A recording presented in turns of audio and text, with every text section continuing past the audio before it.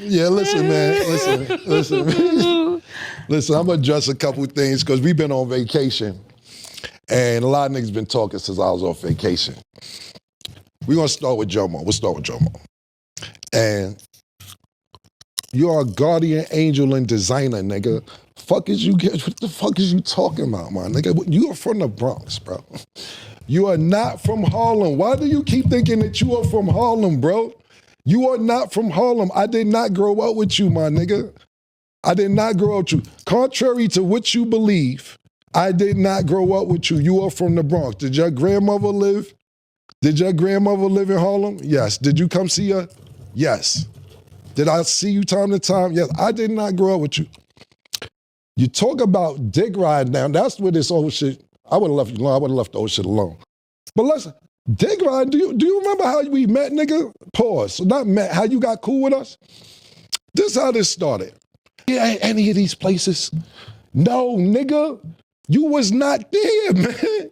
You wasn't there, nigga. This is what happened, how Jomo got cool with us. Them freestyles that we just showed y'all, go Google them, have fun with them when you get time. We were popping. It wasn't no internet. Mace, myself, Big L, even though Mace and Big L on the same page, Bloodshed, my man Herb McGruff, we were super duper popping in the street prior to the internet. Everybody knew we was about to get a record deal. Everybody knew this, nigga. It wasn't no secret. Basically, you heard our freestyles, and you came up to me one day when I was chilling in front of the house, you said, and this word to my dead mother, yo, man, I heard the freestyles, y'all killing shit. Yo, you know my grandmother died. If y'all wanna come by and just hang out, y'all could, y'all more than welcome. We like, all right, Jomo, thanks. It didn't really make sense at the time because we like, yo, my nigga, where's Jomo inviting us to his house for? Even though he cool nigga. But it didn't make sense to be going to Jomo house. More freestyles come out. Yo, I heard the new shit you did. I heard the new shit you did. Yo, you wanna come through? Come through. Why? Why are we going to Jomo's house? Cool. One day, I'm leaving Mace's house on the west side, going back to the east side. I stop at Jomo's house. His grandmother died, God bless her dad. And he had a free crib. So yeah, I would bring some bitches over there to fuck sometime. A little crack maybe. I'd be at everybody's house though. I love my grandparents. My grandparents were strict. I stayed at Duke the God house. I stayed at Mace with Cuda. I stayed at her. I stayed a bunch of I never needed nowhere to stay. You act like niggas on your couch. You was a fan, nigga. You begged us. You are a fan, nigga. A fan. We didn't grow up with you. I am from 140th and Lenox. I am from NFL. Up the block was 40 Wolves. Lou Simpsons, I'm on 142nd Cross Square. D. Ferg on number 8th Avenue. I don't see you around none of this. Shout out to my nigga, what's the nigga Final Four Billy and them you started? You not from none of that. Y'all earlier, I was gonna bring somebody new in the G Unit. I might have a new sign and I might not. You see, I got the whole G Unit here. We're gonna get it going. What you got back here? Oh, man. Hey, what you know? What you know? I had a feeling in my mind that Jim didn't want to do it, but 50's a master manipulator. Yeah. It was chess. It was like a move out of, you know. Definitely chess. It was definitely like a move out of Art of War or 48 Laws of Power. What you did, so we was having interior problems at Dipset. Nobody knew about this. Nobody knew that we was like not on the same page. Right. So when me and you were battling during our music thing, you got members of Dipset to come to your show. I'm like, so I'm sitting there like, I wouldn't have thought about reaching out to Yayo or Mary Banks. 50, what you did. This is me with the situation is that when Camron says that, you know, Jim was a fan, we used him basically for his house because I couldn't take girls. My grandmother was strict. His grandmother died, God bless her dad. And he had a free crib. So yeah, I would bring some over there to sometime. I'd be at everybody's house though. I love my grandparents. My grandparents were strict. Jim Jones had the free crib, but then how can someone you describe like that become an integral part of your movement? It's a dig at Jim, but horse and carriage. But when it comes to Jimmy, my name's Me Too. And when it come to Jimmy, my name's Me Too. Cause when he got cash, I was like, Me Too. You guys been repping Harlem forever. Now all of a sudden he's not from Harlem. it's a bit contradictory when you know you hear stuff like that, and it's like, well, why didn't you say this before? Why wasn't it Harlem, Bronx? We here, you know what I'm saying? I mean, like, even we didn't hear that.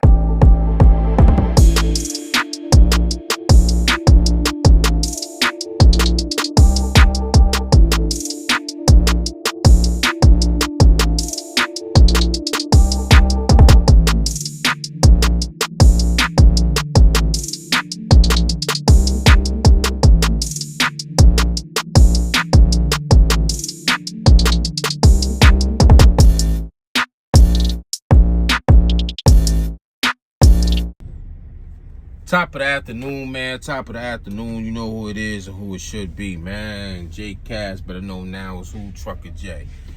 Yo. So how y'all feel about Camron, man? Boy is like the definition of a scumbag. The definition of a person that would backdoor you. First of all,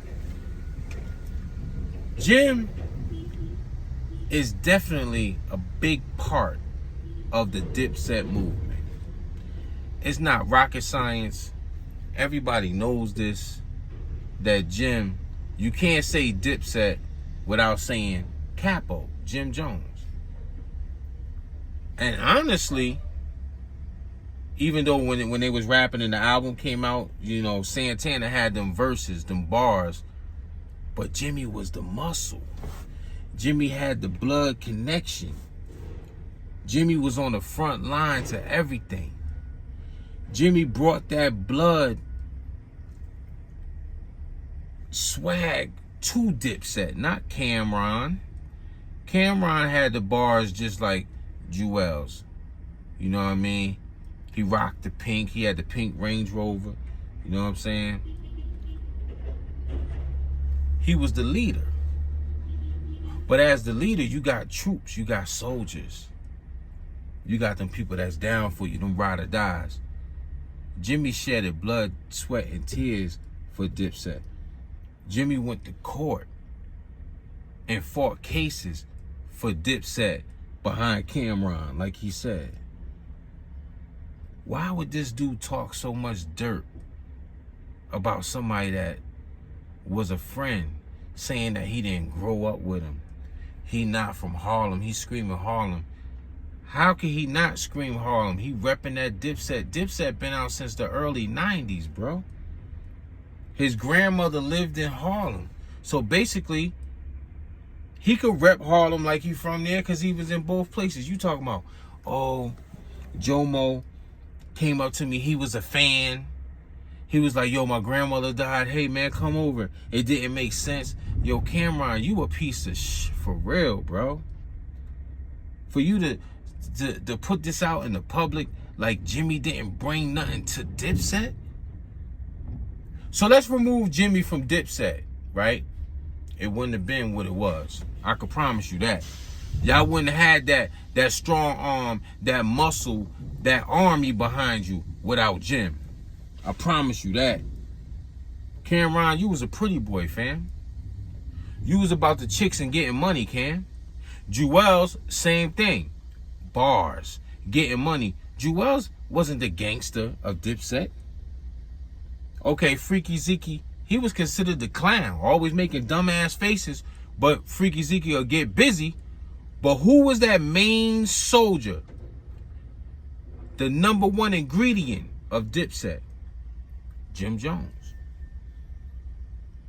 You know what I'm saying? And Camron, when y'all had that beef with Little C's in them, it showed you leaving Jim behind. You did the 100-yard dash and left Jimmy in the rucker. And that's how they was able to get to Jim and put hands and feet on him. Because you hauled ass first, Camron. And then for you to sit on that show and degrade him like you did, like he wasn't part of that movement, you a slime ball, fam. And you need to get everything you deserve, Jim. I mean, Cam, you a slime ball. You and Mace was going at it for years. Mace actually killed you in the battle. Song for song, Mace's song was better than yours. I don't care if y'all knew each other almost since the sandbox. The fact of the matter is, Jimmy was like your right hand man. That's capo. You made a fool of yourself, Cam. You contradicted yourself, Cam. Talking about, oh, he didn't grow up with you. He was a fan. Nigga, Jim was an important piece to Dipset, bro. Damn near more important than Jewels. Because he brought that gangster element. Certified Gangster, remember that video? With Master P? Remember all them bloods behind him? That was Jim, Camron. That wasn't you. You was the pretty boy. Walking around with pink like you a little girl. Know what I mean?